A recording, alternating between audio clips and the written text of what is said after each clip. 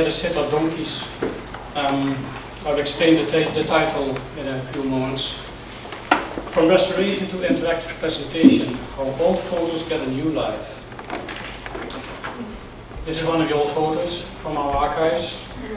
Someone on his way to Santiago de Compostela, glass negative, and he has to go a very long way, and that is also what we do in the archives.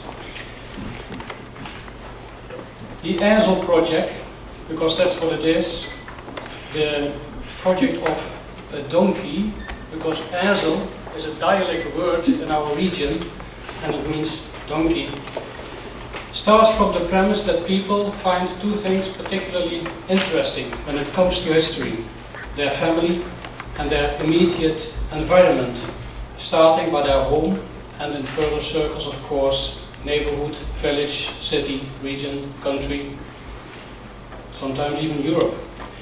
In the Ezel project, therefore, special attention is given as well habitation history and genealogy. A house or barn, a piece of land, is after all only an empty shell, without the stories of the people who have had a relationship with it and have lived in it. And the word house is of little meaning without the contextual information of the people who have lived in it. Furthermore, it's very desirable that this information is interactive, to make more people interested than only historians, but also to encourage them to add more information to the already existing information. In this way, personal identification is added to authentic information, which results in still more emotional binding to the project. This means, however, an enormous amount of work that has to be done, because all kinds of data has to be digitized, georeferenced and vectorized. And we do that, slowly but constantly, like donkeys.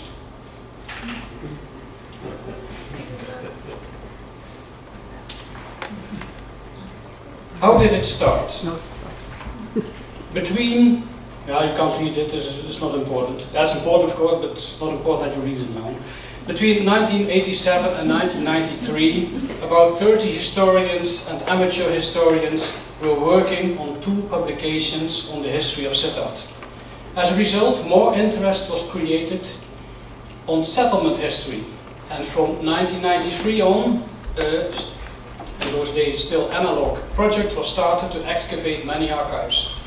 Around 2001 we started working a bit more digital. In 2001 a first CD with photos and sort of reenactment film saw the light, and in 2003 we were one of the national pilot projects in the Netherlands around settlement history, with regard to the former area of the chapter in Sittard. Because of the young death of some key figures, the project got a setback. A few years later, the working group on written sources of the Historical Society in Sittard developed capabilities to provide a good, comprehensive research and presentation structure. Given the opportunities the project offers to make information from the records accessible to a large audience, the Euregionaal Historic Centre of Sittard-Geleen herein has taken a prominent role. We acknowledge in particular the regional scope, that means Euregionaal in our region, of the project, and made many archival sources available for the project in a modern way through digitization. There is wide support, and we have given many pilot presentations of the project to ensure that there is sufficient enthusiasm to a wider audience. Collectively, people came to the conclusion that the project should be turned on. Because of the larger scale and the lack of money, it would be necessary to make use of volunteers. So a forum was set up to be able to do this. Means, methods, and organization needed to be structured to meet this goal. Working with people who want to undertake history as a hobby in their free time. Now all kinds of people are working in the project. Special knowledge of archives, scripts, source material or the like is not required, apart from some special tasks, like making transcriptions from old documents. Interest is the main requirement. The forum provides support and guidance, so already several volunteers became transcription specialists. There are simple user databases and modules designed that allows data entry to take place on a large scale. These are some of the volunteers, among them one of the most important, the inventor of the ESL project.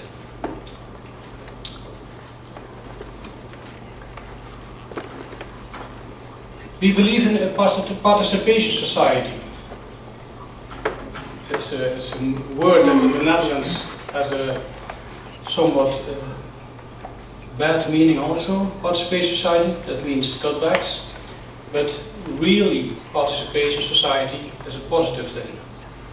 In the ESL project, volunteers took the initiative in the town of Sittard. The Euregionaal Historic Center and the archives saw possibilities and embraced, facilitated and expanded it. This is done by over 100 volunteers. Only in our institution, more than 50. Among them housewives, unemployed people, but also a number of autistic people and other people who need extra attention. In this field, we are working together with healthcare institutions and unemployment agencies. At this time, also museums, libraries and historical societies, not only in Sittard, but also in more than 20 other cities and villages in and outside our province of Limburg, work together to broaden the scope and possibilities of the project. Using simple but correct formats, you can see this is a sort of Excel-based format which exactly copies the original register, so everybody who can read and can type can fill it in with a bit of attention. And of course there has to be a certain, it regularly is tested if it's done okay. But using simple but correct formats, historical data, photos, movie, oral history and museum objects are stored in a large database that is monthly filled by tens of thousands of additional facts and links between them. We believe in open source. All data are entered into various open source systems. This is because, in hindsight fortunately, 5 years ago, a few hefty subsidies to develop an integral history of the region were not allocated to the Euregionaal Historical Center. It went to the west of the country. Around that time, the ESL project was founded, and by using open source we can still achieve our goals, despite the fact that there is little money. In fact, the integrality now is even greater, because we have now chosen as a starting point the fact that the original source is directly linked to the presentation. What you see is what you get, so to speak. The ESL project works with all software that's available for the 3 best known operating systems: Apple, Windows, Linux. A work desktop for project participants can be fully equipped by the Linux Ubuntu variant, and the Windows systems themselves have such high demand that the additional software for ESL is of secondary importance. The ESL project is a cadastral project. This is how it starts, with a scanned and factorized cadastral map. Yeah, this is only the beginning. This is when it is scanned and factorized. And it's fed in an open source geoinformation system. Starting point is the cadastral map of 1842. These cadastral maps were made available by the national project What Was Waar, What Was Where, in the year 2003. These maps still had to be georeferenced and factorized, which is done by volunteers. From this year on till today, all further cadastral information is entered in databases. It's also possible, but much less easy to do in a massive way, to add pre-cadastral data from the years before 1842. It's less easy because of the fact that the Sittard-Geleen and Limburg region has a hugely fragmented history, so there is not one standard. Each cadastral plot that exists in 1842 becomes a unique ID, which is and remains the linking pin to all other information added to the project. Here also, each scanned document gets its own unique ID, which can be linked to all other kind of data. Information from the cadastral layers can be supplemented with details from other sources, like you see here. For example, by advertisement in the then newspapers and magazines. Houses that were sold often were published in them. Also, the notary archives are available in the city archives, and some drawings. Another important source of data on property transfer is the memories of succession, in which is listed how the estate of a deceased person is divided. From the years before the French Revolution, all kinds of archives can be useful, like the city archives or the archives of the poorhouse. And of course, many photos. As already written above, said above, family history is hot. Linking it to cadastral data is even more interesting. So therefore, almost all information about individuals and families from church registers and civil registry has been digitized, and volunteers are busy linking it to the cadastral information, only as far as the law permits it to be shared with the cadastral information, of course. We can also make thematical layers. Basic information already present can be enriched by other special data. For instance, the secret garden layer or a poverty layer. It can be added in such a way that also a shop that celebrates its 100th birthday can become a thematic layer. Not all of the archival material is in perfect shape, of course. So various material from the last 700 years does have need of restoration. Many objects are so specific that only professionals can do this work. Of course, there is too little money, but we do what we can, and this kind of work is all done at high standard by a permanent restorer called Knops. A special element that requires attention, however, is the photo collection. You will see a difference between the last speaker. In the Sittard-Geleen archives, we keep about 250,000 to 300,000 photos from the year 1864 on. In photo collections, detailed information can be found relating to buildings, but also relating to people. Many thousands of photos are already scanned and restored, or restored and scanned. Some of them are georeferenced, but most of them not yet. The relevant images should be georeferenced so that they can be linked to the parcels as a digitized image. This will require another amount of work, which will be done by making use of our volunteers or new online volunteers.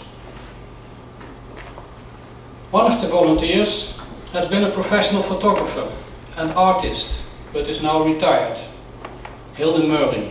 Hilde Meuring takes care of the digital restoration of the vulnerable photo material, but she does it in a digitized way.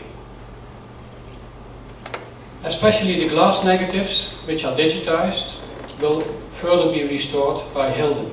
The original negatives have mostly been scanned by a professional firm. The further restoration, digital restoration, is done by her. She works with Photoshop Pro, and every step of the digital restoration is documented. Because she's an artist, she is able to determine when a negative is in optimal condition regarding the information that it contains.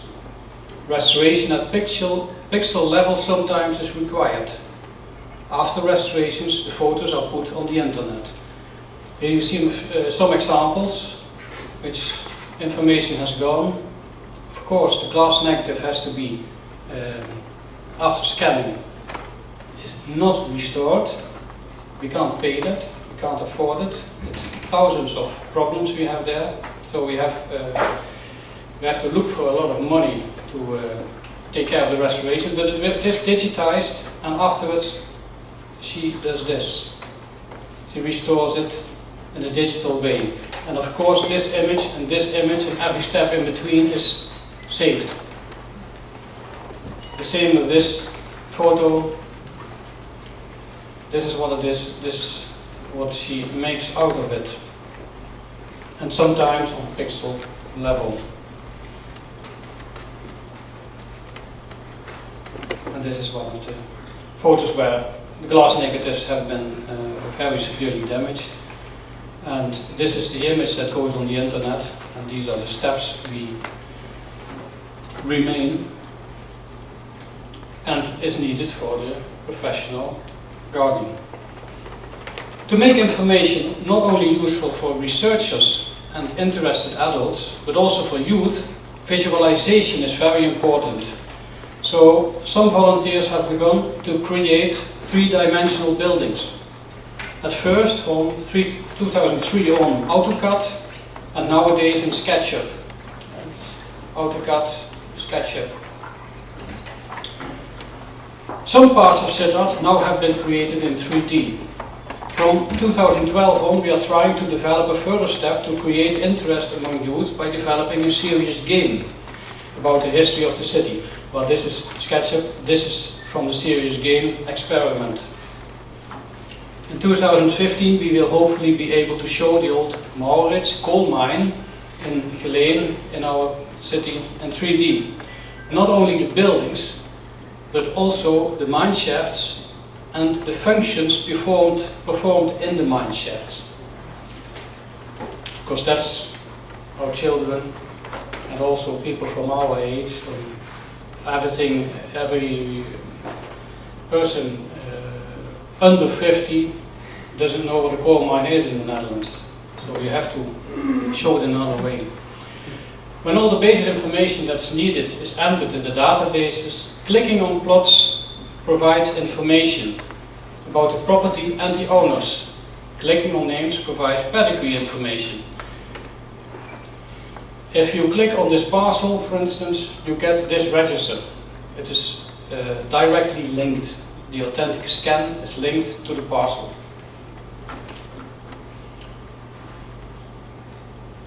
You can also see some scanned birth certificates, cadastral information, but also pictures or whatever other information is added.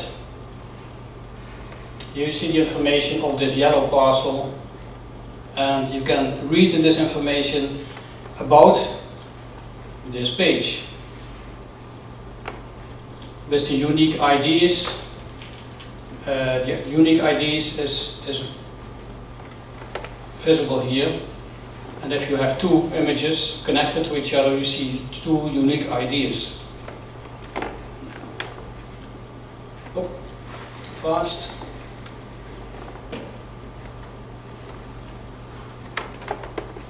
In fact, you can also build a sort of e-depot of the archival material used in the project. Regarding to, for instance, the photographic material, you will be able to see the original scan of the glass negative, but also the restored one. Finally, authenticity is paramount. Being busy with history is one thing, but making it interesting and even useful for nowadays civil administration is another one. This, however, is done. The historical data present in the project is at this time so massive that without expensive researchers, much of the necessary information about, for instance, monuments, possible archaeological sites, or environmental information can be supplied with one push on a button. These facts ensure that we annually now save some tens of thousands of euros each year in the city of Sittard-Geleen by using it as management information. But most important remains the fact that by just visualizing its information, cadastral information for instance, you get new insights. In this way we discovered, for instance, the contours of a long disappeared bastion and could clearly see, with the help of the 19th century map, where exactly a road disappeared in the 14th century that entered the town. The last one you can see here. I can't explain it at the moment, but here is where an old road entered, and we saw it for the first time on this 19th century map. And it was visible for everybody for the last hundreds of years, but just visualizing it, you realize that something is there. This is the ramparts. Here, for instance, we could have saved 60,000 euros of archaeological money if my colleagues, civil servant colleagues, had listened. They didn't listen, of course, so it cost the city 60,000 euros of archaeological excavations. Afterwards, they listened. And next year, hopefully, they will listen. So we learn. We saw these old maps, we connected them. This is a map from 1811, connected to the 1842 cadastral map, using Google Earth, and now we can exactly say by about 10 to 40 centimeters where this porch, this gate has been. So if people want to do something about their house here, we know which problems they will have, which saves them money. So because they don't want to change their house, or they know how to change the plan.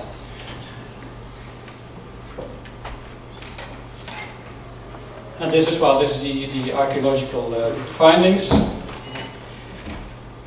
Well, and now, business. It's not our intention to make money out of this project. However, it's also not our intention to carry water to the sea. In the last 5 years, we have spent more than 100,000 euro, only our institution.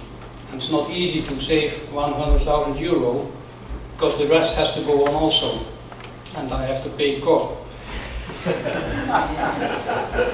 These fundings have been mainly in computers and other equipment, and to many volunteers, because they become a travel allowance. It's sometimes poor people, but at least I want to give back the travel money. Christmas breakfast and a yearly excursion. Hours of work has been done in the last 5 years. We do not want to get this money back. What we do want is to have all the basic information to be freely accessible to the public.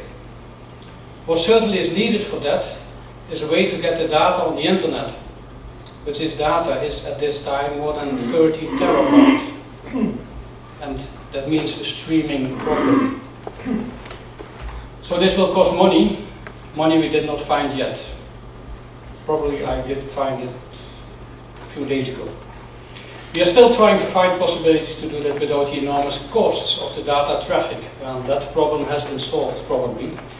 And yes, additional information may possibly cost money for users. Additional information, not the basic information. For instance, companies like real estate brokers might sell a house quicker and at a higher price if they sell a house with a story, with emotion. Or perhaps they won't sell it at all and have been too many murders. But of course in England it will, because murders in England is always joyful. House with a story. And will it even become economically more interesting if nowadays mass data can be attached to our historical mass data? Who knows? We will see. And in the meantime, we will keep filling this database slowly but constantly, like donkeys. Thank you.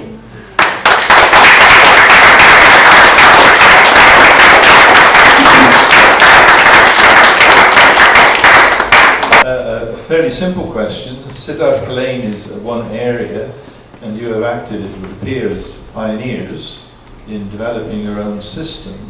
But in doing that, it may have happened, should we say, in Groningen or in Belgium or wherever.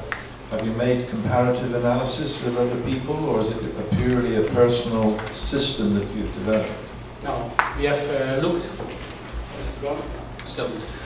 we have looked at all kinds of systems that already exist, and there was nothing that would be this complete.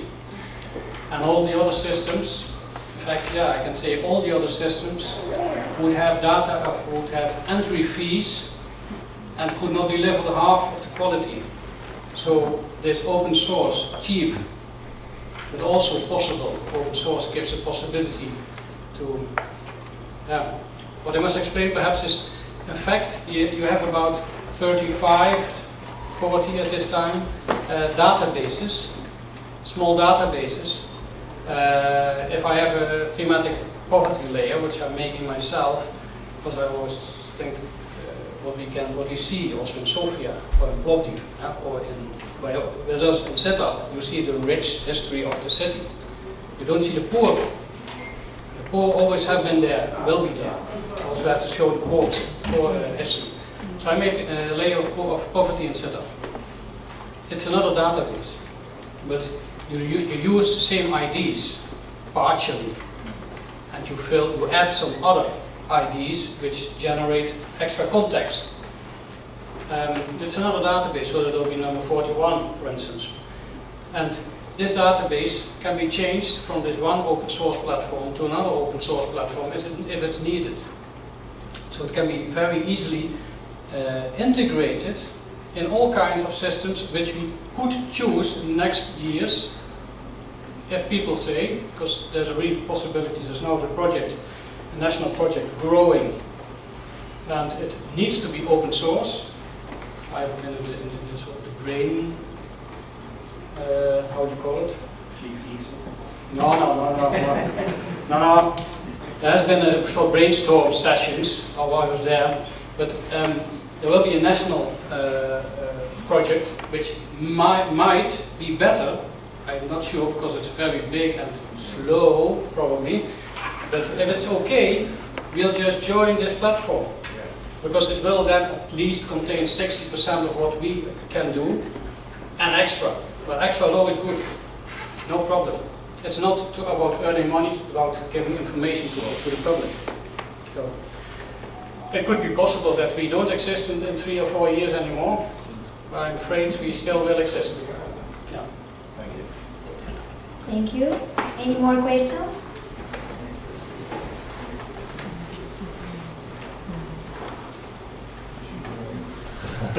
Like my colleagues, I always like key indicators. Do you have some indicators about how people are using this software, the user indicators? Yeah, well, this is a very difficult question, because, as I said, we are not on the internet yet.